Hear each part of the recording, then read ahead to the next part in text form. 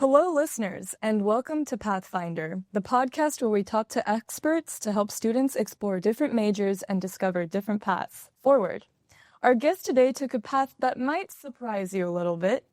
Giselle, who majored in art history in college, now works in the gaming industry, and that is her childhood dream. Thank you so much for joining us, Giselle. I'm happy to be here. To start off, I'm going to be completely honest with you. I actually know no adults who have ever majored in art history. So can you tell me a little bit about what that major is all about? Yes, so art history is more about studying the historical context in which art takes place.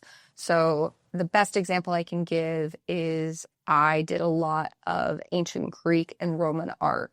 And through that, I was able to study a lot of what happened from a historical context in ancient Rome, ancient Greece. And you see a lot of history and the culture, the mythos, the religious system reflected in the art of the time. So for me, taking any classes around modern art would have that discussion around that. And then it would also have a discussion around what was going on in history at that time. Why were we seeing this break from the academy? Why were people starting to experiment with style? And then that becomes part of what you study in studying art history. Thank you so much for that answer. I do know that when thinking of art history, you would never think that you would actually go into a technological and gaming industry. So my question is, how do you explain how that particular major led you to the gaming industry? So funny enough, gaming actually led me to art history. Growing up, Tomb Raider, Lara Croft was one of my favorite video game heroines. I loved the stories that those games were telling because here this was this strong, empowered main female character of a video game. And she was going and she was uncovering these hidden artifacts and was very knowledgeable. And so I wanted to be like Lara Croft.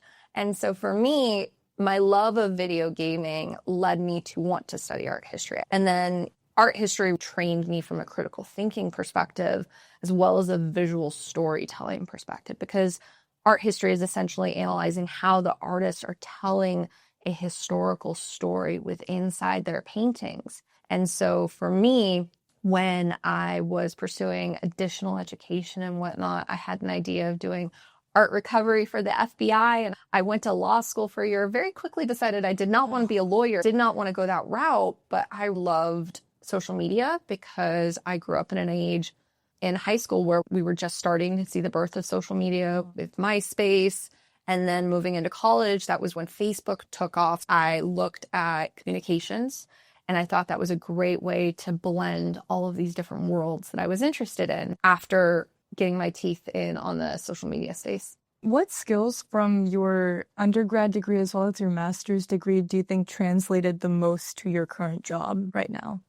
The critical thinking aspect is the most beneficial. That is a great skill to develop because while we do live in a very technology focused and AI driven and just digital growth that is happening exponentially, how we interact with people, how we work together, how we collaborate is one of the most critical skills to develop. Okay, so now that we know a little bit more about your educational background, I would like to shift into what you're doing now. And it seems like you're doing a lot of work related to content creating and gaming in that aspect.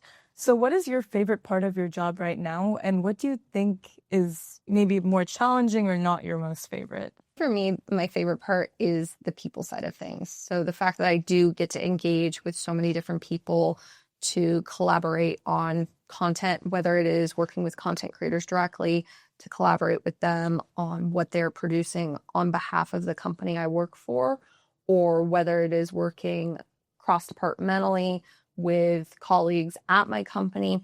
It's about finding a path forward and looking to how we can create the content that we're looking for from that marketing perspective. We want it to be authentic to the content creator, but we also need it to serve the needs of the business. I know that a lot of what you do involves working with a lot of these different teams. And content creators. So I'm curious, where does AI and emerging technology fit into this picture?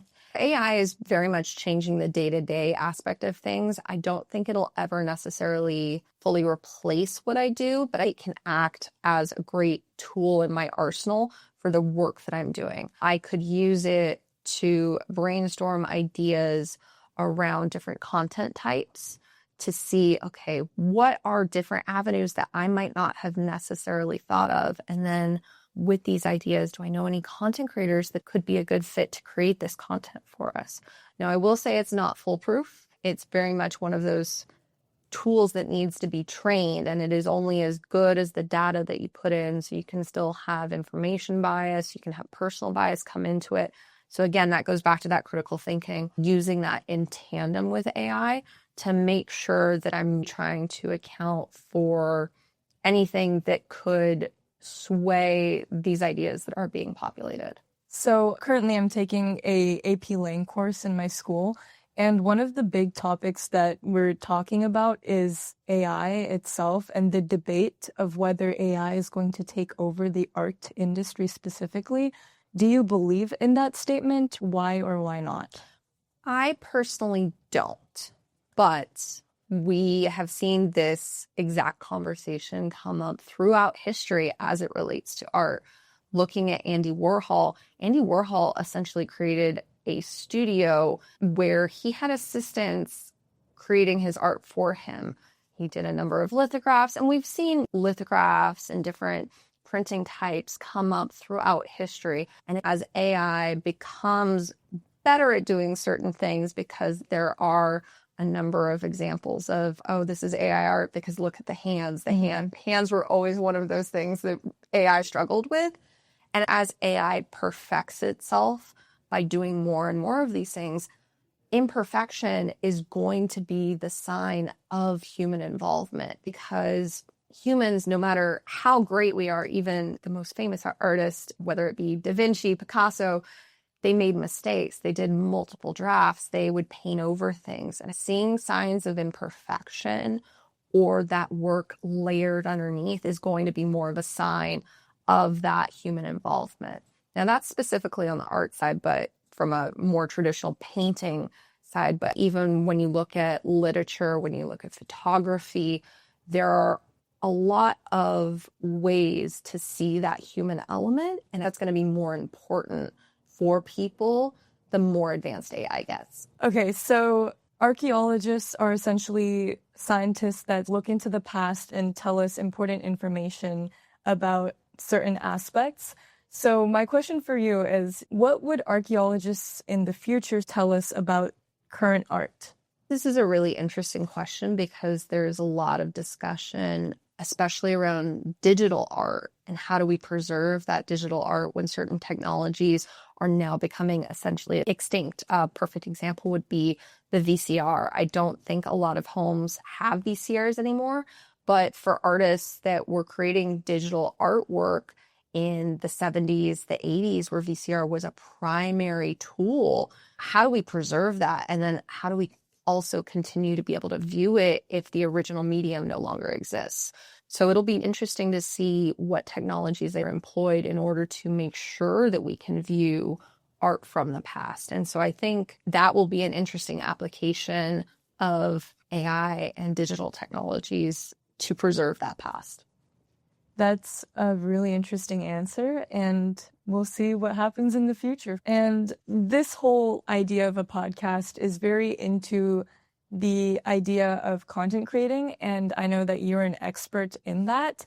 So my question for you is, how do you think I should go about this whole content creating journey of spreading this podcast to more people and audiences? It is very flattering that you call me an expert. I would by no means call myself an expert. I think there are a couple different things you could look at doing. The podcasts are great in the sense of it is long form content that you can put on channels like YouTube to have that full interview. But we live in a very digital native time constraint in the sense that you are competing for attention with so much other content. You need to have those short, snappy social snippets in order to entice the listener or the viewer to want to see the rest of that content. There are some great examples of content creators that are specifically doing this. One I can think of right now is Social Currency, where that podcast is essentially cut up into different parts and then put onto TikTok. So it's great in the sense that it is capturing that attention. It has a clear hook. The editing is top notch. So I definitely recommend checking them out for ideas and seeing how those different strategies are employed, getting people from a very short and condensed platform like TikTok or Instagram into viewing longer form content. That is great advice. I will take note of Social Currency and see what they're doing. But shifting less from the technical side and more towards our listeners, actually, a lot of them are high schoolers who are really confused on what they want to do. And for high schoolers who want to explore the art fields, what do you recommend them do? Should they take classes? Should they start just randomly painting? What do you think they should start doing to explore? I think you can do so many different things to explore art. You can go to museums. It's a great way to go and just see what has been produced and see different types of art or see special exhibitions. And I definitely recommend find something that you like when you go to a museum and just read the placard on the wall about it, because you never know. Opening yourself and asking the questions and wanting to learn more about it is a great way that you can do in your own time without having to pay for a course or pay for anything. Another thing that you could look at doing is, I know a number of universities and other nonprofit organizations will actually offer free classes that are online. And so you could explore, okay, do I want to take one of those courses and whatnot as a way to further that curiosity. Being curious is the best thing you can do for wanting to learn about anything, whether that be art, AI, history, just being curious. Thank you so much. My closing question for every guest that I get to my podcast is, if you had the ability to rewind time and go back to your high school years, what piece of advice would you give that little kid? For me personally, it would be, you're going to face challenges that shape you, but an important thing is to be true to your morals, not necessarily what you think you should be doing in the short term, but just take a step back and ask yourself, if you're presented with a situation, how does this sit with me and my beliefs and what I feel is right? For me, the biggest example I have of that was when I was in law school. I actually made the decision to leave law school because I was taking the mandatory ethics class, and I realized the ethics of the profession did not align to my personal morals and beliefs. There was a case where a man was wrongfully convicted of murder, and there were 2 lawyers that actually knew he was innocent and said nothing because they were actually covered under attorney-client privilege. They knew that their client had committed the crime. And they asked their client his permission after he passed away to be able to say something. Had they not asked for that permission and received it, they wouldn't have been able to say anything, and they would not be under any ethical standard to report it under the governing practices of the law field. And that to me just didn't sit well with me. And that was my moment of, I want to leave law school because I'm not going to agree with this. And so do I want to essentially be brave and shift my focus and completely look at doing something different because I couldn't see myself being okay with that situation and wanting to be a part of that field. So that's my personal example of where I have faced that. It could look different for everyone. And if you're passionate about being a lawyer, this is not my endorsement to say don't go to law school, but to make sure you're asking yourself, how does this align to my beliefs? That was inspiring, and that was a very powerful note to end on. Those are all the questions that I have for today. Thank you so much, Giselle, for joining us and inspiring the next generation of kids who might be interested in art, history, and gaming. To our listeners, we hope that this episode showed that your major does not limit you. It actually equips you with important skills that you might need in the future, and that creative paths can lead to something powerful and impactful as well. Thank you so much for tuning into Pathfinder, and until next time, keep exploring and stay curious. Bye-bye.